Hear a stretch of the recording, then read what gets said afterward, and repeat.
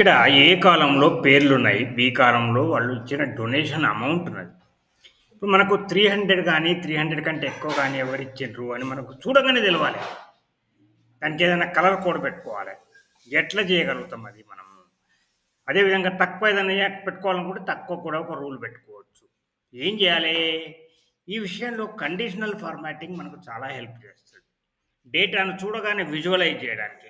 Suppose ఇక్కడి నుంచి నేను ఈ ఎక్కడి వరకు డేటా ఉన్న వరకు B26 వరకు సెలెక్ట్ చేశాను. తర్వాత ఈ హోమ్ ట్యాబ్లో కండిషనల్ ఫార్మాటింగ్ అనేటువంటిది ఇది ఉన్నది బటన్ రిబ్బన్లో. దీన్ని క్లిక్ చేస్తాను. ఇప్పుడు న్యూ రూల్ క్లిక్ చేస్తాను. తర్వాత use a formula to determine. ఏంది ఆ ఫార్ములా? ఇప్పుడు మనము ఈజ్ ఈక్వల్ టు ఇది A2 కాదు B2 greater than or equal to 300.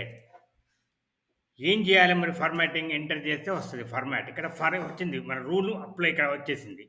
ఇప్పుడు ఫార్మాట్ క్లిక్ చేస్తే ఈ ఫిల్ కలర్ మనం సెలెక్ట్ చేసుకోవచ్చు. ఇది లైట్ గ్రీన్ కలర్. దీన్ని సెలెక్ట్ చేసుకొని ఓకే క్లిక్ చేయాలి. మళ్ళీ ఓకే క్లిక్ చేయాలి. ఏదైతే 300 కంటే ఎక్కువ ఉంటుందో అవన్నీ కూడా మనకు అవి చూసిరా. ఏదైతే 300 కంటే ఎవరెవరు ఇచ్చిండ్రో వాళ్ళందరినీ చూడగానే మనకు తెలిసిపోతున్నది. ఆ రాణి, రఘురా అట్లాగా వైట్ ఉన్నది వాళ్ళు తక్కువ ఇచ్చినారని కూడా తెలిసిపోతున్నది. ఇది కండిషనల్ ఫార్మాటింగ్. మనము సెల్స్ను ఫార్మాట్ చేయడానికి కండిషన్ బేస్ మీద రూల్ ప్రకారం చాలా ఉపయోగపడుతుంది. ఇది ఎక్సెల్ యొక్క వెరీ వెరీ ఇంపార్టెంట్ ఫీచర్ ఇది.